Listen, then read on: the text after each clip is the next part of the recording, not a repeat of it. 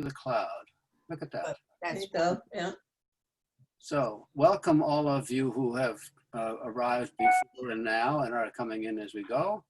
And today, what we're going to be talking about, and as I was starting to say, if you would like to say something, and I hope you will, please raise your hand. I really want to have people freely talking, but not all together.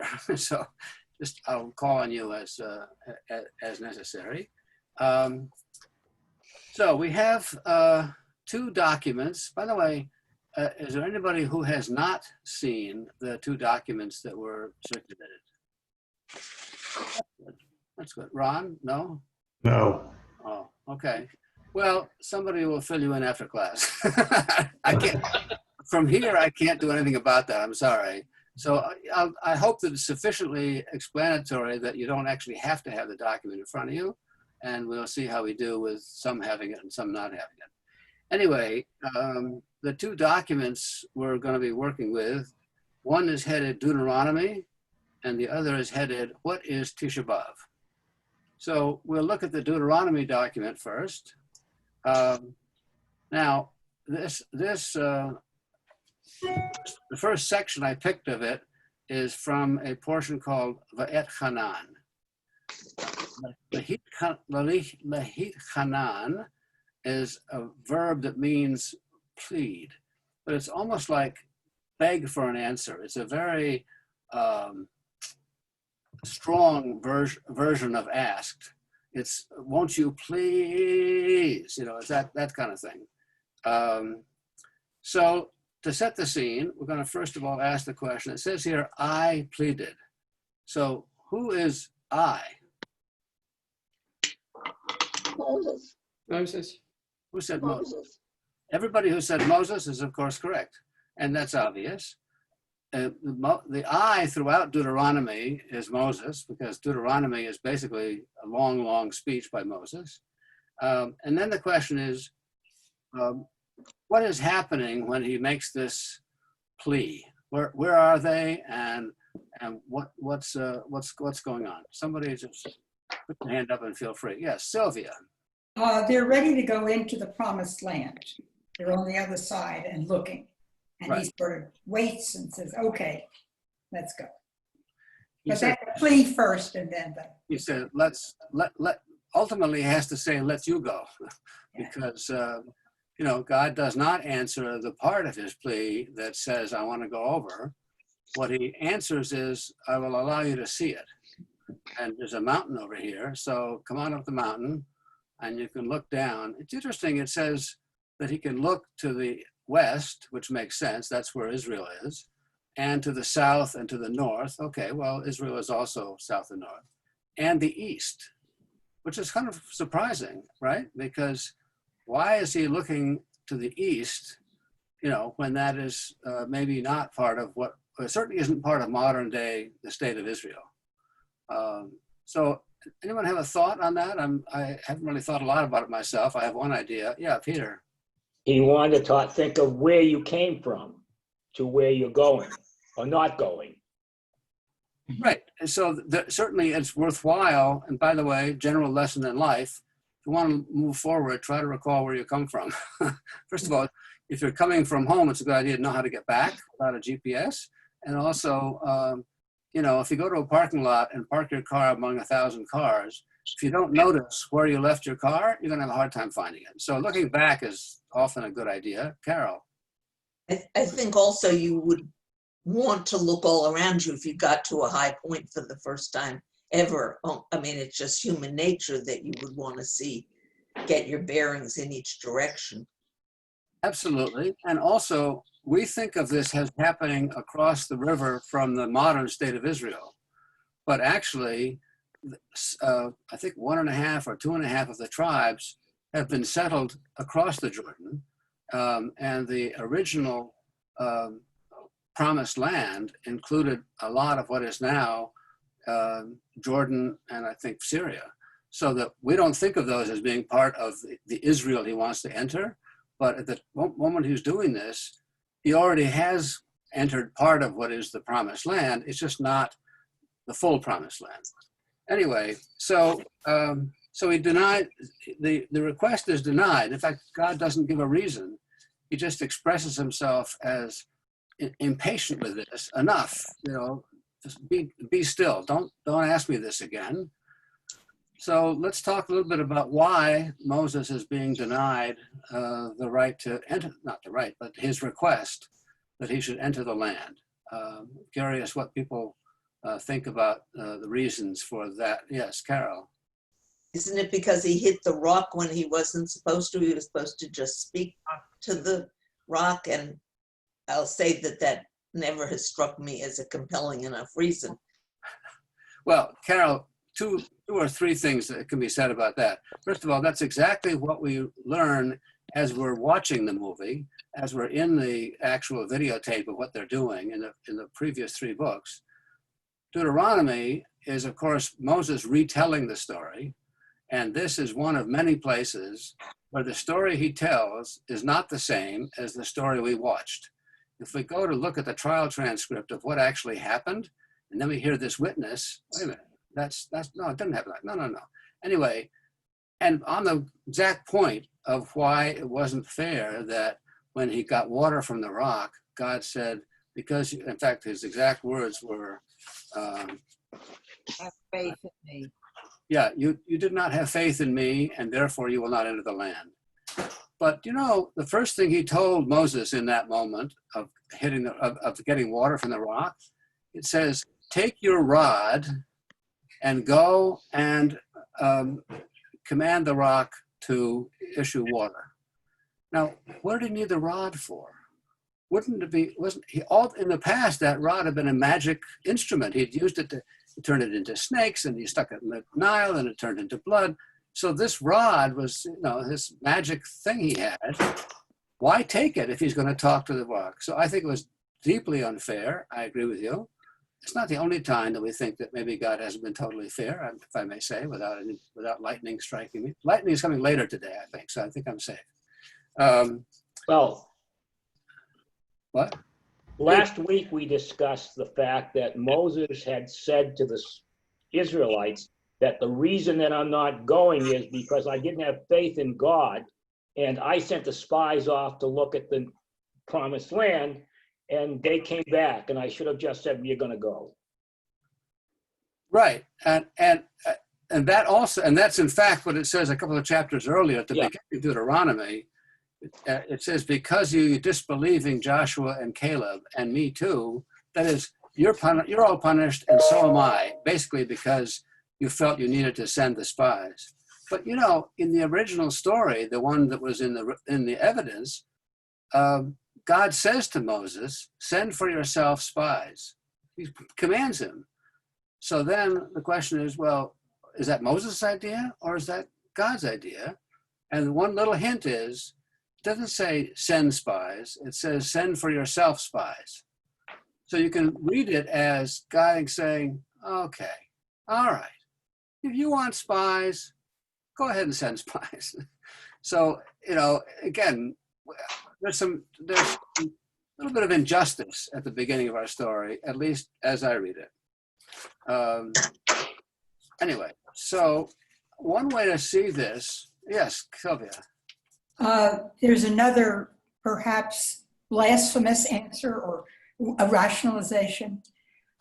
You need a certain kind of a person to be a leader to take them across from Egypt to the promised land. You need a certain kind of person. It's sort of like being the executive of the committee. Once your company is established, you need somebody else to run it. So Moses was the leader for the time moving, whereas when you come into the promised land, you need a different kind of a leader. And that may be one of the reasons that was the end. Yes, Mrs. Cheel. Perhaps God had some pity on Moses, thinking at 120, you are not going to be strong enough to fight all the Canaanites that have to be subdued before the Israelites can go into the land. So maybe in a way he had Rahmanis on Moshe and said, no, you're not going to go. This is not for you. We didn't elaborate on it, but this is a possibility. True. One reason to think of this as a different story from the one that was in what I call the videotape, the first three books. The person telling it, Moses, is 120 years old, as Mrs. Shield has just reminded us. Sometimes when we think back on our lives, and I don't really know, I'm 77, so I'm not there yet. I don't know that I actually want to get to 120. Only in good health, and that's not likely that I have 120. As your point, Mrs. Shield, that, he's not going to be, he needs to be a warrior. There's somebody's going to go fight all these people in the land of Canaan. Anyway, he might be retelling the story in a way that makes himself look a little better. It's on account of you. It's, I didn't do anything wrong. He's sharing the view, the famous view of Rabbi Lanckton and Carol Klingon, that it was unfair to deny him entry because of his misunderstanding of a rule about how you get water from a rock, after all. It's pretty miraculous, no matter how you get it. So now he wants to tell the story that makes himself look a little better. And frankly, it doesn't seem such a, he's got a lot of tourists ahead of him. He's going to keep, how long is he going to keep going? When does he retire, Of course, it's more than retiring. He's going to die, yeah. Benita. I am taken primarily with the notion that why historically was this book even canonized? It comes later. My understanding is that it's been biblical scholars attributed to a different period and a different writer. Mm-hmm. What were the geopolitics, the cultural demands, the religious demands that would have engendered this second telling? And that to me is the most interesting part of it. Mm. We could extrapolate Moses making excuses for his bad behavior. It's not really, he didn't really do it. Right. We've all heard that with the kids. It was not my God. It was not. I didn't do it. It's, so that's the piece that always strikes me as so interesting. Sure, I agree with you. And there's a further mystery. It's pretty clear if you take an historical view, the critical scholars, that this is produced by, called the Deuteronomic school of scribes or thinkers, and not the same as the other sources. Mm-hmm. So what's interesting, though, is that it ends up being included when they finally edit the whole document, that they don't leave it out. To me, it's reminiscent of what but then it propels us into the Talmudic period, where we have views expressed that are then also countered. It's like, Rabbi Lanckton and Peter Shapiro. You have a view, you have a different view, and from that the truth emerges. So in order to know what the sort of basic truth is, you need to have all of those views preserved. If you don't keep it, then people won't know that there was another way to think of this. So I think there's a reason to keep it.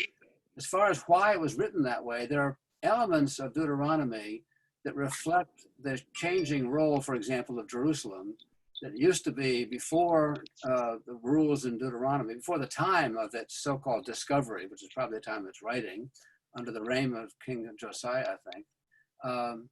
There were altars all over the land, and worshiping could happen wherever you had a local altar. Now, Deuteronomy says many times, you shall offer your sacrifices at the place your Lord has chosen, which was Jerusalem.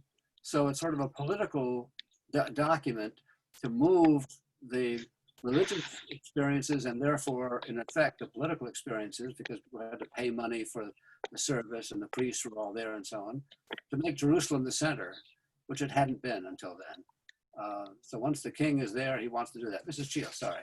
Well, is it possible that this is a new generation and they have not lived through all the experiences that the people who lived in the desert lived through, and so that to make sure that they knew the rules and regulations, he repeats not only the Shema, but the 10 Commandments, and he emphasizes things in the 10 Commandments a little differently, like the Sabbath in the first giving of the Sabbath in the Ten Commandments is remember.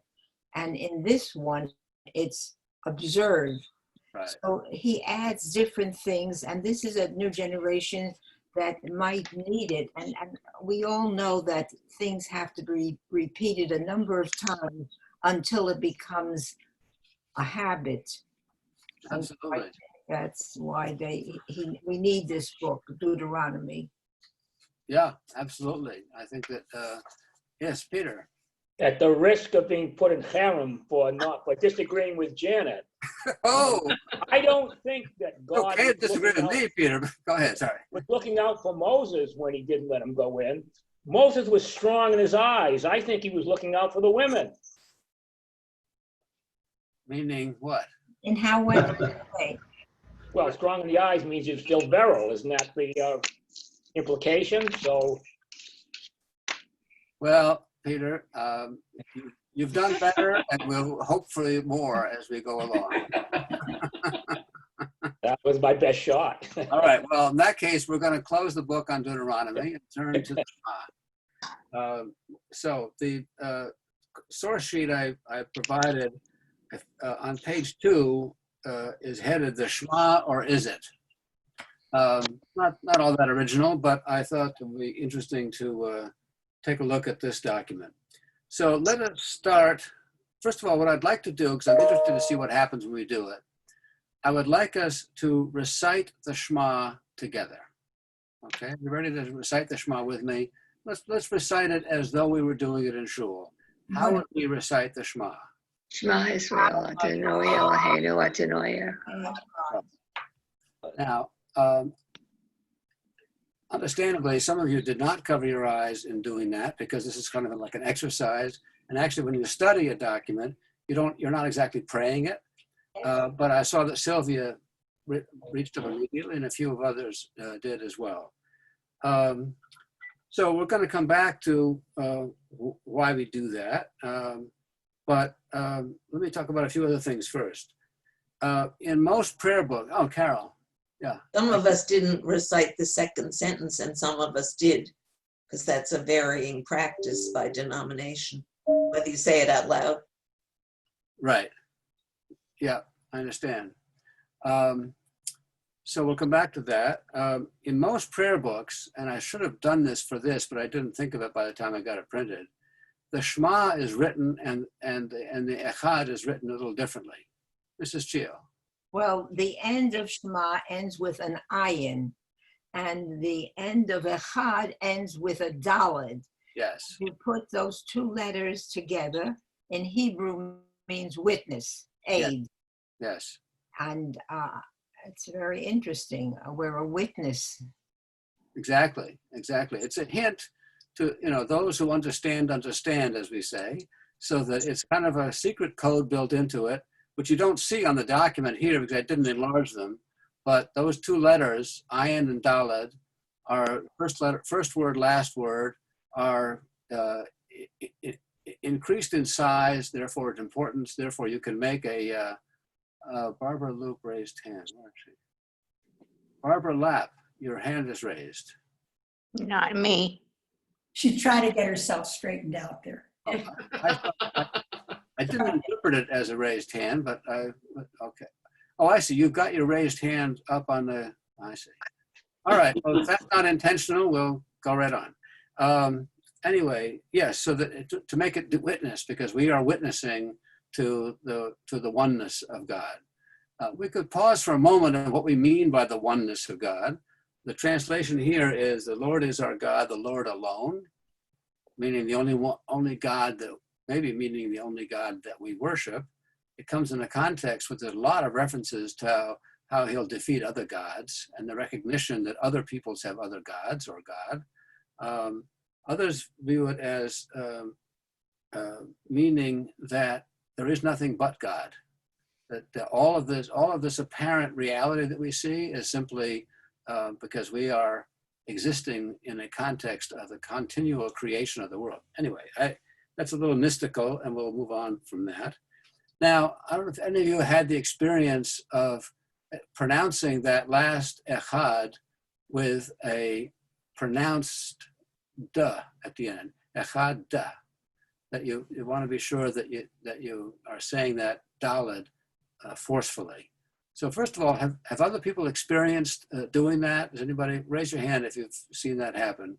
Sylvia, Mrs. Chio, Benita. Okay. And those who've seen it, do you have a theory about why that happens? God is one. Dalit, is Dalit another name for God? No, hey is the name. Yes, that's right. Hey, you're right. Well, the thing is that daled looks very similar to a resh, like an R. Oh, achar, acher. Achar means God is strange, or God is another. Is different. So it would be blasphemous to say it wrong, and therefore we make sure that anybody who's reciting it understands clearly that we're saying there's a unique quality to God, not that he's strange. So it's not a car, it's a chad, and you'll hear people say it with that little at the end. So that's kind of interesting. Now we talked earlier about the idea of putting your hand over your eyes, typically with your right hand. So I'm interested in knowing, in your practice in shul, when you're actually not studying it, but actually reciting this, I'd be interested to raise your hand if you have that as your practice. Do you, when you say the Shema, cover your eyes? Okay, Yeah. Most of you are saying yes. I think But only at this time, because sometimes you say it another time, but you don't cover your eyes. when you're praying it in the course of the service, Yes, that's right. cover your eyes. Okay. I'm interested in knowing, first of all, anyone have any thoughts about when that started as a custom? Carol.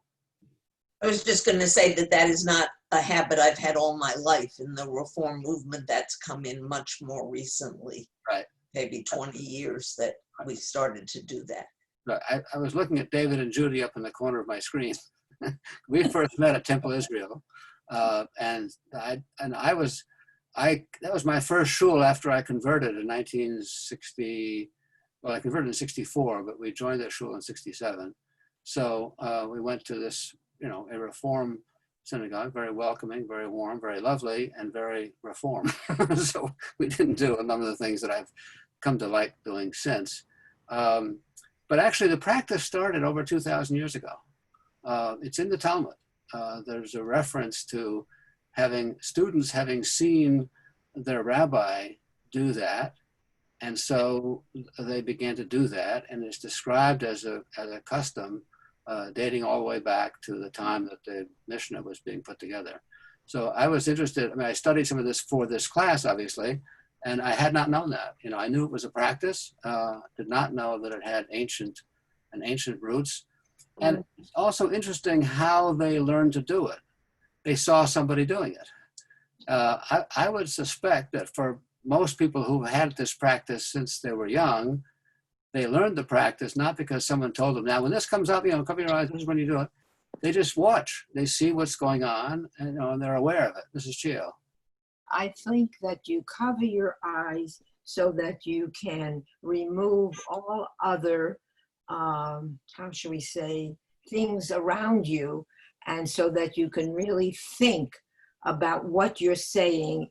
And when you're praying, you are focusing in on the words and its meaning, rather than being distracted by people or things around you. And so that's why you close your eyes, and that's to keep the kavanah, the intention of praying, more meaningful to you. Absolutely, and that again is in the Code of Jewish Law, the Shulchan Aruch, and before that in the Talmud. So that specific reason is given for that. Benita, you had your hand. Why? You mentioned that students saw their Right. teacher doing it initially. What was the explanation that the teacher gave? Similar to, I'm not sure he did. The Talmud record his giving the reason. Okay. Shulchan Aruch, which is a commentary much later on the law and its reasons, says you should do it, and here's why you should do it. It's just given as this happened and the students followed this custom because they observed it, but there's no explanation in terms of what the rabbi was doing himself. Right. But later on, it's indicated that's the reason. Judy and then Carol. Is that similar to the gesture of covering your eyes as you're lighting the Shabbat candles? Once again, that was not anything that I had been exposed to prior to our attending regular Shabbat services at Newbridge. I love it that you asked that question. It's a very interesting question because there is that practice among more people who are following, a more detailed set of practices. It doesn't come from the same source. It comes from, I think, quite an interesting source.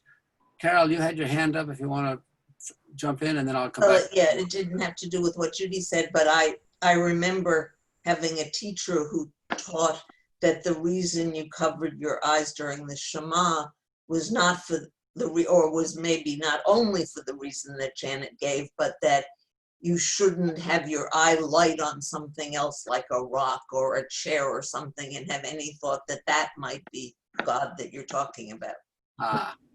Very nice. Anyway, coming back to Judy's question, there is a practice of, as you go through the process of lighting the candles, you go like this as you're saying the prayer. And so there is a specific reason for it. There may be more than one. I'm learning that if you're in a group of people, 2 Jews, 3 opinions. So I'm happy to hear anybody else's thought about why we do that. And then I will offer you another thought. Anybody want to talk about why those of us who do it do this as we're lighting the candles? Yes, Benita. I was always accustomed to this growing up. Okay. And it was to bring often your family may not be there, or even if they are, you're bringing the world into your little sphere, and you're concentrating on that. I mean, the custom is also to have, for when you light the Shabbos candles, you have your private prayer at the same time. And this is your personal space that you create. Nice, lovely. Well, another idea, Peter. Well, I'm thinking I grew up without having that practice with the candles either, but I'm thinking maybe it's to separate the sacred from the profane, and you're going to a different phase of the week, and therefore you're shutting off the old and starting with the new. Yes, and all of that, and when it's Shabbos, you can't light a fire. Mm-hmm. But when are you gonna start Shabbos? You start Shabbos when you light a fire. So the contradiction is solved by doing the following. As you're about to light the candle, you sort of cover your eyes right away. So you've covered it, but you haven't seen the candle in a way. And then you have this private prayer. You bring your family in. You think of memories and all that stuff. When you open your vision again, look, It's Shabbos. somebody lit the candles. so there's a sense of I'm not responsible for having lit a fire on Shabbos, because it's exactly the moment when I'll tell you a quick story. We had a wonderful Orthodox rabbi friend who he and his wife came to visit us, and we had Shabbos, and Alice lit the candles, and then he suddenly said to me very urgently, "Wait! Can you unplug the refrigerator?" Unplug the refrigerator? Oh, yes, unplug the refrigerator. I said, well, Yitzhak, it's way down below the refrigerator to get the plug, and if I do no, the light. What he meant was, can you do something so when we open the refrigerator, the light won't go on? Yeah. And so Alice said, step forward to do it. He said, no. She has accepted Shabbos. We're still in the 18 minutes. You haven't accepted Shabbos yet. So that he had a practice, which I thought was really beautiful, that we all enter into Shabbos at slightly different times. And when the wife has lit the candles, now she's in Shabbos. The rest of the family could be or couldn't be. It's a little ambiguous. And so it's still time for me to go slap some tape on the button so that the refrigerator light wouldn't turn on. And by the way, 2 hours later, I had to get something out of the freezer, and I had forgotten about the freezer, but he wasn't there. So I opened it up, slapped it on, closed the freezer, and we were okay. Yes, Benita. That's kind of like a Jewish version of Einstein's relativity. Yes, there you go. But interestingly, now many of the manufacturers, Sub-Zero for one, that's a feature that you get in a refrigerator, that you get a Shabbos light in it. Yeah, There's yeah. a whole way that's maneuvered. I'm sure. Stove, the new stoves have a Shabbos Yep. mode also. Yes. Okay, I want to do one more thing about this idea of covering the eyes. I found a very lovely story about it, very brief, that I want to read to you about the extent to which, at least in Europe, at the time of the Holocaust and immediately afterward, it was a universal practice. And so here's the story. It begins, for many Jews, the impulse to cover one's eyes while saying the Shema is one that is difficult to suppress. A Rabbi Yosef Kahneman, a prominent Lithuanian rabbi after the Holocaust, went around to convents and church orphanages trying to find Jewish children whose parents had hid them there among all the other children. He would walk through these orphanages in Europe reciting Shema Yisrael. Instinctively, Jewish children would cover their eyes and cry out, "Mama, Mama." The children recognized this prayer, and of course they were Jewish, and the kids, the Christians did not. I got chills reading this thing. It just seemed to me, it was such a beautiful, yeah, exactly. I got Benita with that one. No, I mean, it's the idea that, first of all, that he's carrying out this holy mission is itself beautiful. The fact that there were children who survived because of the availability of sanctuary spaces that were not violated by the Nazis and that lived after the Holocaust. And then that he had this really beautiful way of drawing them out. He became the Pied Piper of these Jewish children just by saying the Shema. And when they responded, they not only would say, "Mama, Mama," they would cover their eyes because they had already incorporated that that's how you say the Shema. So I just thought, it's worth remembering that sometimes these things have power beyond what we could really imagine. Whew, I don't know if I can go on. Sylvia, I think I got you too. Yeah, no, that's really something. Okay, so I'm not going to go on with it. We have 20 minutes to cover Tisha B'Av. So let me, the rest of this page that we had the Shema at the top, that's all recognizable as Shema. And let me just turn the page and begin on page 3, which begins, V'haya ki yivayecha Adonai Elohecha, and so on. When the Lord your God brings you into the land. Do you think that's a paragraph of the Shema or not a paragraph of the Shema? Not the Shema that we read in the Siddur. It's not the Shema that we read in the Siddur. It's not the Shema anybody reads in the Siddur. It's not the Shema. It goes on describing both the good things and the bad things that will happen if you follow the Lord's wishes or not. And that is in the Shema in a different form. Next week we're going to study it. And I will just give you one hint. You may or may not remember it a week later. It's just one point here. This is all said in the singular, you yourself individually. When you do this, you do that, then this thing will happen to you, good or bad. When we come to the one next week, it's you plural. One of the troubles is in English, well, except in the Bronx and the South of the United States, we don't have a plural for you. So you can say yous in the Bronx, you can say y'all if you're in Texas, but for us, you is ambiguous. And so in English, it looks like he's condemning you one way or the other, whereas there's another view that we'll talk about next week. Anyway, so you can think about that. And we're going to move on, I think. Now, let me ask this. Any questions that we haven't covered about Deuteronomy before we move into a little bit of a discussion about Tisha B'Av? Okay. Tisha B'Av, the 9th of day of the month of Av, is starting actually tonight and extends tomorrow. Starts Wednesday night and it's Thursday morning. Yes, I know, but you see, This is for tomorrow. Oh, you're right. Janet, we're filming here, so We'll be seen on Wednesday. we have to pretend that we're having this conversation. We don't really. No, but Like the taping of game shows. we're going to tape the whole thing here, folks. We're not cutting anything. By the way, just so you all know, without your permission, you're all being taped.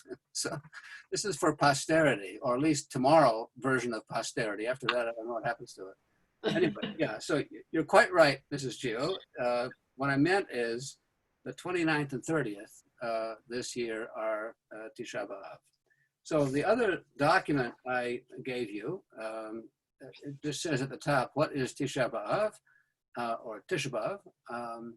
And then it goes through some information further about it. I would like a volunteer to read the paragraph after what is Tisha B'Av. Anybody? David Rosenthal, do you have it there? Sure. You're a volunteer. I'm volunteering. So you want me to start where? What happened on Tisha B'Av? No, The Tisha 9th day of B'Av. the month of Av, July 29th through 30th, 2020, is the saddest day on the Jewish calendar, on which we fast, deprive ourselves, and pray. It is the culmination of the 3 weeks, a period of time during which we mark the destruction of the Holy Temple in Jerusalem. Yes, thank you. So the 3 weeks. Someone tell me about the 3 weeks. Tammuz starts the 3 weeks. Yes, it is the 17th of Tammuz. Almost always happens in July. I like to call it the Fast of July, just because it strikes me as funny to call it that. But yeah, the 17th of Tammuz, from that period date until the 9th of Av is a period of 3 weeks. And it says here that it marks the destruction of the Holy Temple. Well, it didn't take 3 weeks to destroy the temple, Benita? I recall that it has to do with the siege, and it's there's people traditionally will not eat meat during that period. There are no weddings during that period. Nothing joyous. It's a whole. It's the build up to the actual destruction of the temple. It's a summer period. Sylvia. I thought that it started in some, isn't there the Fast of Tammuz when they first began, which was that weeks before, and that here became the breach of the wall, these 3 weeks.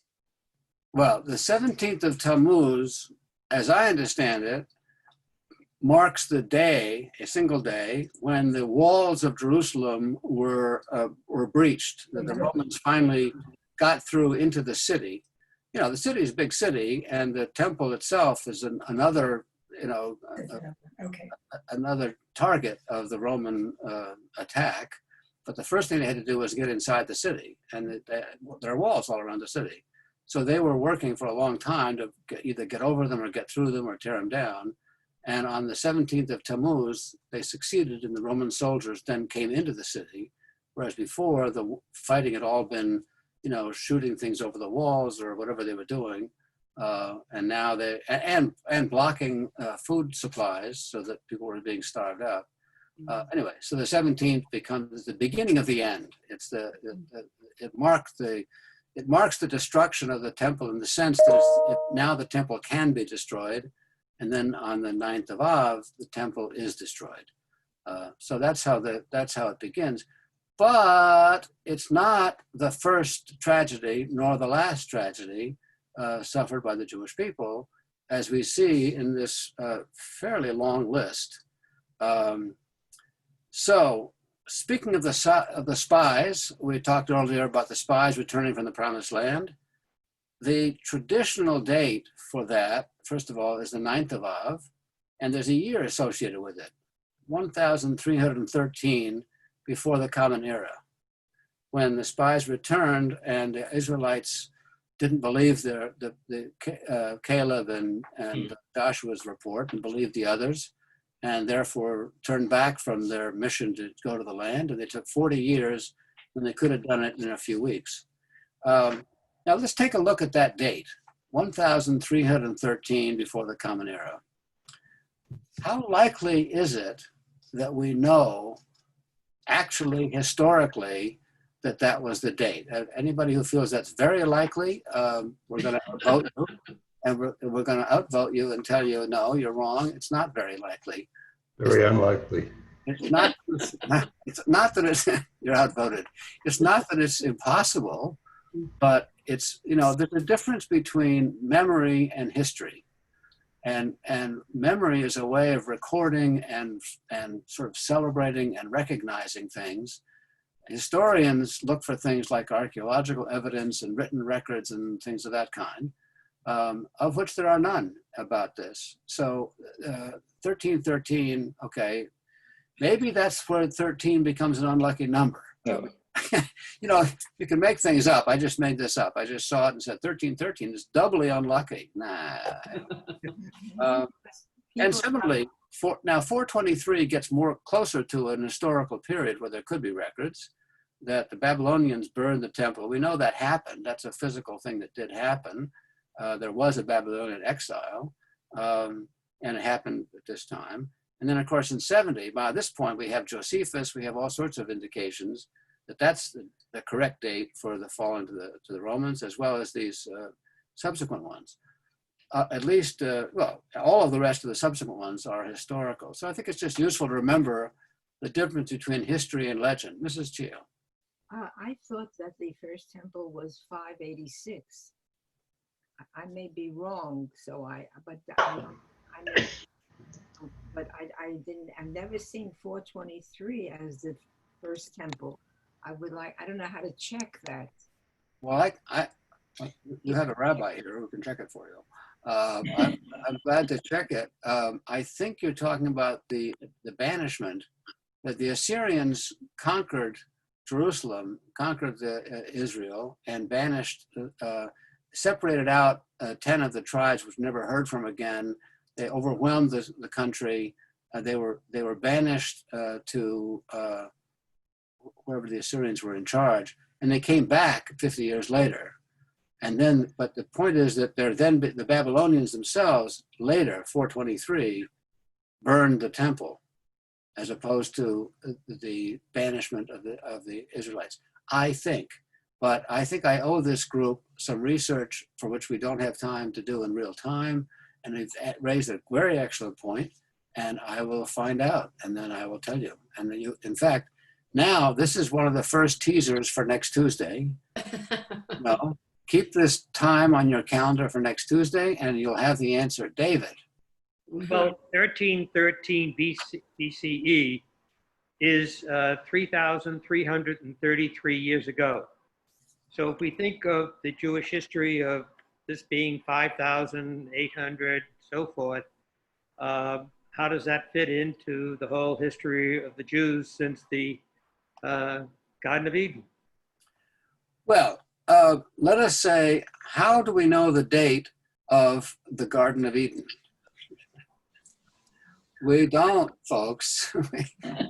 We can sort of, say something that may seem quite radical to you.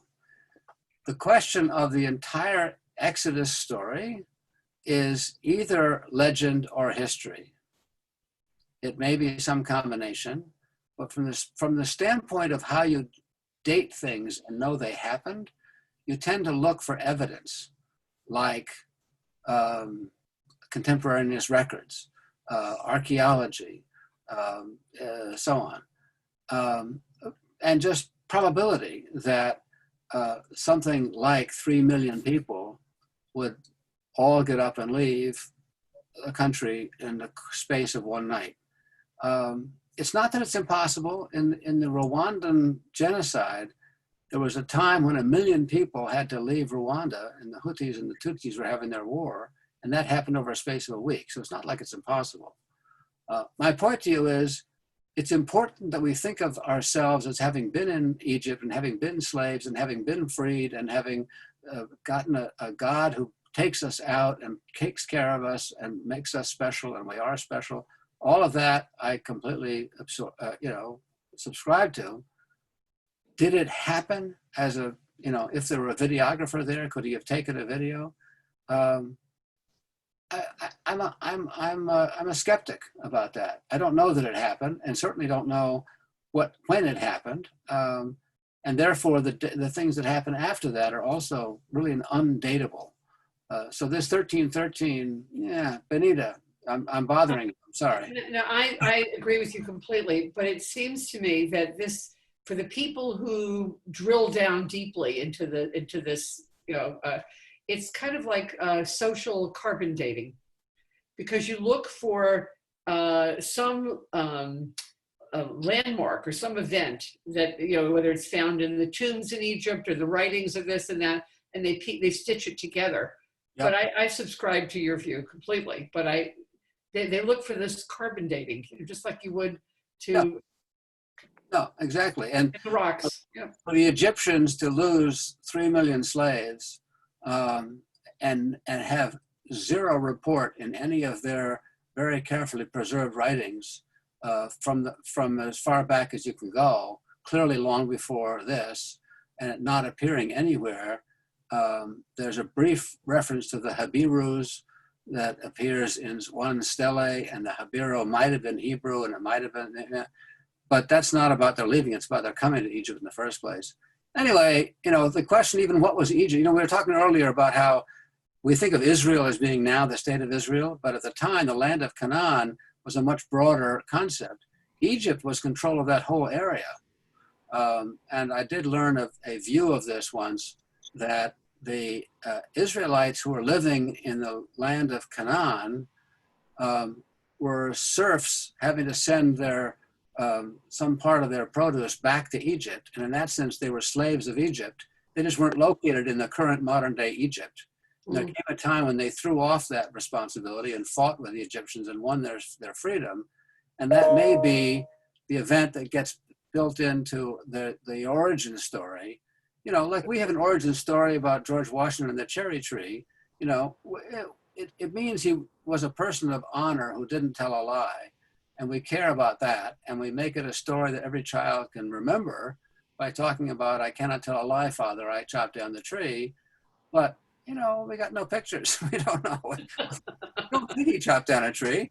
It doesn't seem like a likely thing that would be such a big deal. But we carry these things as a way of reinforcing a statement about who we are. And similarly, the Exodus is terribly important in that sense of all of the ethical matters that are derived from a story of yourself that says, we know how to treat people because we know how we were treated, and we're not going to let ourselves be treating other people that way. And that's something to be treasured. It's really, really important. So Rabbi, getting back to the timing and the date, obviously every Rosh Hashanah we count the years. So we're currently up to 5,781, 82? Yeah. So where did that start? A long time ago. It does start from 500. Identifying that as the date is something that has been going on for, as far as I recall, about a couple of thousand years. That almost figured it out, and we've been. Once somebody, in an official manner said, everybody, set your calendars. This is today's date based on when the world started. This is day one. Okay, this is not day one, but I will tell you when day one was and how many years it's been since. There is a way you can do it. In fact, here's how it was done. They take the presumed age of every human, starting with Adam, and we do have a list at a certain point that says so-and-so was born and gave birth to these and these, and then lived another 800 years and died, Methuselah and so on. So you take each of those and you add them up, and from then on you do similar calculations from this biblical record that we have, the biblical stories, and you can get to 5,780. Okay, but did Methuselah live 900 years, or is that a metaphor for a long time? Certainly a long time, but doesn't seem pretty likely. So you take those as literally true, easy to get to this kind of calculation. Did the spies, were they called on to go? Did they not go? Did they go?